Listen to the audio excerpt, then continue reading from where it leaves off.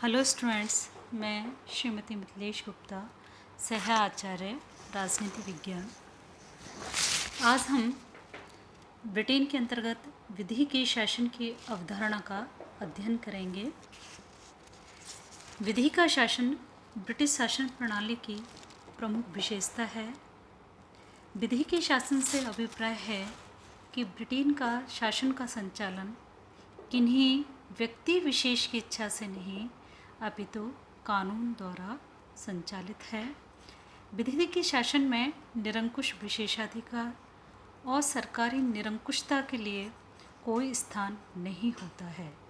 Britain के संदर्भ में विधि के शासन की व्याख्या प्रमुख रूप से डाइसी ने अपनी पुस्तक लॉ ऑफ कॉन्स्टिट्यूशन में की है, जिसके अंतर्गत उन्होंने विधि के शासन की 3 प्रमुख विशेषताएं बताई हैं।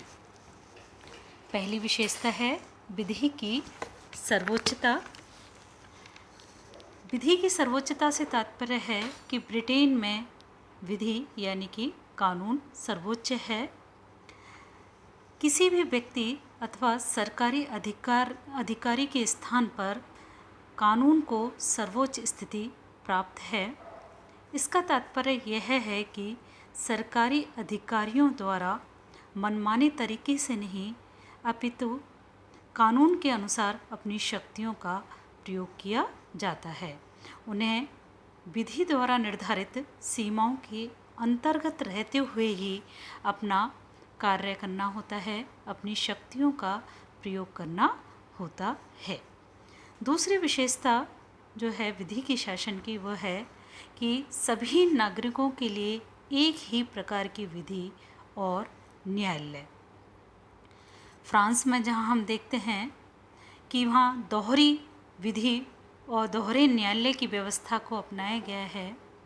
फ्रांस में प्रशासनिक अधिकारियों के लिए प्रशासनिक विधि और प्रशासनिक न्यायालय की व्यवस्था होती है, किंतु ब्रिटेन में सभी नागरिकों के लिए, चाहे उनका पद स्थिति कोई भी हो, सभी व्यक्ति एक ही प्रकार की यानी कि सामान्य विधि और सामान्य न्यायालय के अधीन होते हैं।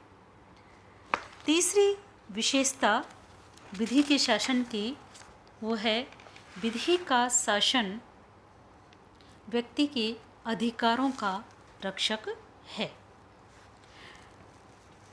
प्रमुख विचारक डाइसी ने कहा है कि ब्रिटेन में विधि के सामान्य सिद्धांत जो है वो नागरिक स्वतंत्रताओं का रक्षक है और न्यायालय भी वहाँ स्वतंत्रता तथा अधिकारों के संरक्षक हैं।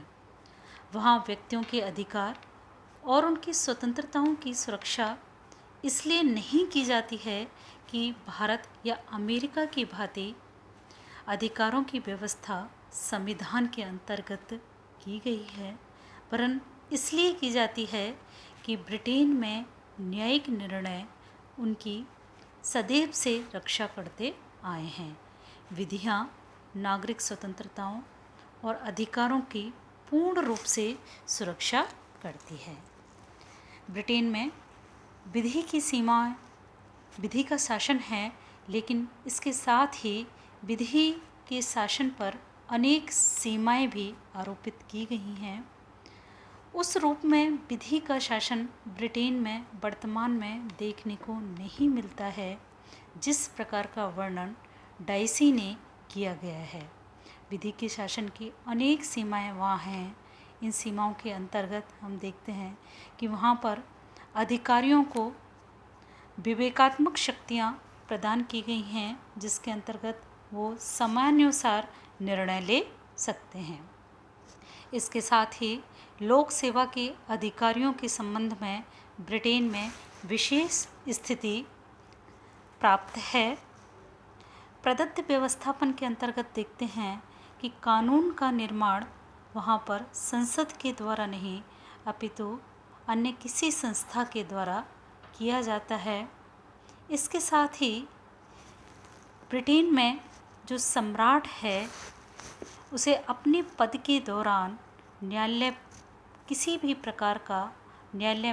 भी प्रकार का अभियोग नहीं चलाया जा सकता है। विदेशी शासकों और राजदूतों पर भी विधि का शासन लागू नहीं होता है, क्योंकि इन पर उस देश का कानून लागू होता है जिस देश से वह आते हैं।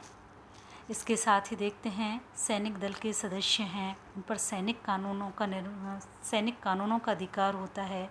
तो इस प्रकार से हम देखते हैं, यद्यपि वर्तमान में ब्रिटेन में विधि का शासन है, लेकिन यह उस रूप में नहीं पाया जाता है जिसकी व्याख्या डाइसी ने की है। वर्तमान में ब्रिटेन में विधि के शासन को अनेक इन कारणों ने सीमित कर दिया है। धन्यवाद।